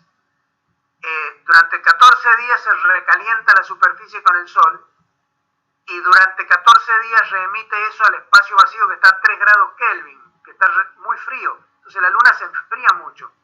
La Tierra tendría que pasarle lo mismo. ¿Por qué no lo hace? Porque tiene estos gases, que son como una frazada que impide que se escape la radiación infrarroja. Entonces, nosotros no tenemos temperaturas tan extremas como tiene la Luna, gracias a la atmósfera que tenemos. Se llaman gases de invernadero porque esto funciona como un invernadero. ¿Qué hace un invernadero? Un invernadero es una tapa de vidrio. El vidrio deja pasar la luz visible del Sol. Entonces calienta el interior. Cuando quiere salir la radiación infrarroja, el vidrio es opaco al infrarrojo. No deja salir la radiación infrarroja. Entonces el interior del invernadero empieza a calentarse. Bueno, los gases estos de la atmósfera hacen exactamente ese mismo papel. Por fortuna, como les digo, entonces, la atmósfera filtra el ultravioleta, filtra el infrarrojo, deja pasar el visible, y después tiene otra ventana, un poquito más adelante, en la zona de las ondas de radio. Por eso usamos radiotelescopios. En la superficie de la Tierra lo único que funcionan bien son los telescopios ópticos o los radiotelescopios. Las demás frecuencias están cortadas por la atmósfera, sea por el ozono en el ultravioleta, por los gases invernadero en el infrarrojo, o por otros factores que limitan para las ondas muy largas, la ionósfera y cosas por el estilo. Bueno, gente, yo voy a parar acá, porque lo único que he hecho ha sido definir las cantidades que vamos a usar en la teoría esta, y que en la próxima clase se las voy a tener que volver a repetir para que las tengamos presentes a partir del momento en que empecemos a construir ya la teoría. Y ahí vamos a ir a parar a cómo nació la teoría cuántica. Y vamos a ver entonces que la teoría cuántica es hija de la termodinámica, de la misma manera que la teoría de la relatividad es hija del electromagnetismo. Bueno, quisiera saber si más o menos se ha entendido la clase y si tienen preguntas para hacer. Sí, profe, sí ha entendido. Yo le quería hacer una pregunta sobre el gráfico ahí del espectro. Sí, adelante. Bueno, que usted nos decía que una estrella, digamos, más fría tiende a tener un color más rojizo y las más calientes colores más azulados. Correcto. Ahí vemos, digamos, son isotermas, ¿no? Donde están marcados los máximos de longitud de onda. Acá el tiempo es, sí, podríamos considerar que es una especie de isoterma. El tiempo es un parámetro. O sea, para este valor de tiempo, no, la temperatura. La temperatura T acá es un parámetro. Para toda esta curva está trazada para 6.000 grados de temperatura. Acá para otra, acá para otra y acá para otra. ¿Cuál es tu pregunta? ¿Qué pasa si la temperatura, digamos, es lo suficientemente grande, podríamos decirse, como para ir más allá del violeta, o una temperatura muy baja como para ir más allá del rojo, digamos? y la estrella se vería cada vez menos. Si se fuera muy para el rojo o muy para el violeta, entraría en zonas donde esta curva está muy achatada, entonces la cantidad de radiación que emitirían sería poca y se verían muy oscuras. Se verían apenas como un reverbero. Dependería de qué cantidad de qué altura tendría la curva correspondiente en la zona del visible, pero dejaría de verse ciertamente. De hecho, los agujeros negros que se comportan después, se los dije eso, los agujeros negros emiten un poco de radiación, la que se llama radiación de Hawking, que corresponde a un cuerpo negro, a una temperatura. Ustedes pueden ahora vincular estas leyes que les he dado acá, la ley de Stefan Boltzmann y la ley de Wien, la pueden vincular con las formulitas que le di para la temperatura del cuerpo del agujero negro. Los agujeros negros en general tienen muy baja temperatura, porque tienen mucha masa y su temperatura es inversamente proporcional a la masa. Como tienen mucha masa, tienen muy escasa temperatura como cuerpo negro, entonces emiten muy poca radiación y directamente no se ven, son negros, son un agujero negro. Hay una foto que se han tomado hace relativamente poco, si ustedes la buscan en la internet la van a ver. Dice primera foto de un agujero negro. Esa más que una foto es una imagen obtenida por radiotelescopio. El resplandor que se ve alrededor de ese agujero negro es ondas radiales. Y además no son todas de emisión de cuerpo negro, sino que son ondas radiales de efectos como caída de materia ionizada, cosas por el estilo. Se ve el agujero negro como una zona oscura en el centro, un círculo oscuro, rodeado por un resplandor alrededor. A muy bajas temperaturas, los cuerpos negros directamente se ven muy oscuros, tienen muy poco resplandor. Ahora, si empiezan a levantar la temperatura ya es otra cosa. El Sol a 6.000 grados ya ven lo que es. Una estrella con todo. Bueno, no sé si te aclara algo eso, Horacio. Sí, profe. Ahí entendí. Bueno. ¿Nadie más tiene nada más para preguntar? Bueno. ¿Por mí no? Entonces nos está... Sí. No, por mí no. Bueno. Perfecto. Entonces, si no hay nada más que preguntar, nos estaremos